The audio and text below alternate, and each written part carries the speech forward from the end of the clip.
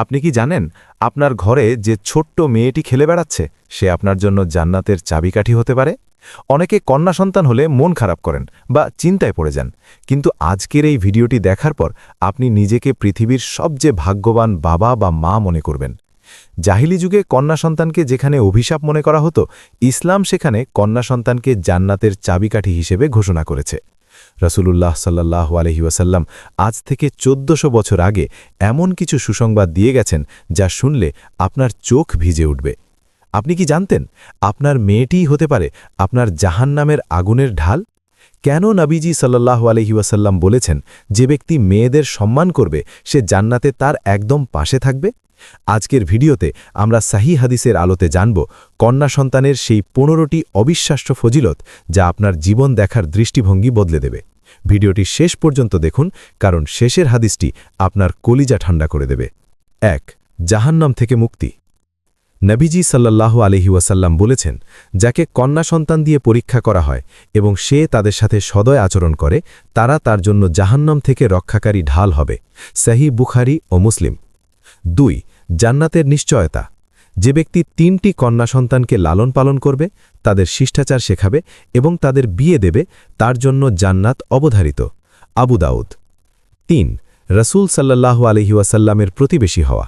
যে ব্যক্তি 2টি কন্যা সন্তানকে প্রাপ্তবয়স্ক হওয়া পর্যন্ত লালন পালন করবে, কিয়ামতের দিন সে এবং রাসূল সাল্লাল্লাহু আলাইহি ওয়াসাল্লাম 2 আঙুলের মতো কাছাকাছি থাকবেন। সহিহ মুসলিম। 4. একটি কন্যা সন্তানের পুরস্কার।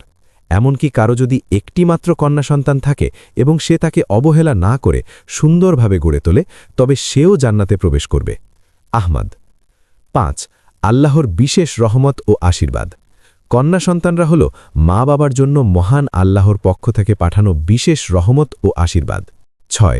তালাকপ্রাপ্তা বা বিধবা কন্যার দায়িত্ব নেওয়া। রাসূলুল্লাহ সাল্লাল্লাহু আলাইহি ওয়াসাল্লাম বলেছেন, আমি কি তোমাকে সর্বোত্তম সাদাকা সম্পর্কে জানাবো না? তা হলো তোমার ওই কন্যা যে তালাকপ্রাপ্তা বা বিধবা হয়ে তোমার কাছে ফিরে এসেছে এবং তুমি ছাড়া যার আর কোনো উপার্জনকারী নেই। ইবনে মাজা 3667। 7. সন্তানদের মাঝে সমতা রক্ষা। রাসূলুল্লাহ সাল্লাল্লাহু আলাইহি ওয়াসাল্লাম বলেছেন, তোমরা তোমাদের সন্তানদের মাঝে সমতা রক্ষা করো উপহার বা আদরের ক্ষেত্রে। যদি আমি কাউকে প্রাধান্য দিতাম তবে নারীদের অর্থাৎ কন্যাদের দিতাম। তাবারানী। 8. কন্যা সন্তানদের অপছন্দ না করা। রাসূলুল্লাহ সাল্লাল্লাহু আলাইহি ওয়াসাল্লাম বলেছেন, তোমরা কন্যা সন্তানদের অপছন্দ করো না, কারণ তারা অত্যন্ত ধৈর্যশীল এবং মূল্যবান সম্পদ। মুসনাদে আহমদ 17300। 9. 2টি কন্যা সন্তানের বিশেষ সওয়াব। রাসূলুল্লাহ সাল্লাল্লাহু আলাইহি ওয়াসাল্লাম বলেছেন, যার 2টি কন্যা সন্তান থাকবে এবং সে তাদের সাথে সুন্দর আচরণ করবে, তারা তাকে জান্নাতে প্রবেশ করাবে। ইবনে মাজা। 10. উত্তম শিষ্টাচার শিক্ষা, আদব। যে ব্যক্তি তার কন্যাকে উত্তম আদব বা শিষ্টাচার শেখাবে এবং তাকে যে নেয়ামত আল্লাহ দিয়েছেন তাতে পূর্ণতা দান করবেন, আল্লাহ তার ওপর জাহান্নাম হারাম করে দেবেন। বাইহাকি। 11. আল্লাহর পক্ষ থেকে উপহার, হিবা। পবিত্র কোরআনে আল্লাহ তাআলা কন্যা সন্তানকে হিবা বা উপহার হিসেবে ঘোষণা করেছেন। তিনি যাকে ইচ্ছা কন্যা দান করেন এবং যাকে ইচ্ছা পুত্র দান করেন। সূরা শুরা 49। 12. ধৈর্যের প্রতিদান। কন্যা সন্তানের লালন পালনের কষ্ট ও অভাবে যে ব্যক্তি ধৈর্য ধরবে, কিয়ামতের দিন ওই কন্যারা তার জন্য জান্নাতের সুসংবাদ নিয়ে আসবে। তিরমিজি। 13. রাসূলুল্লাহ সাল্লাল্লাহু আলাইহি ওয়াসাল্লামের বংশধারা।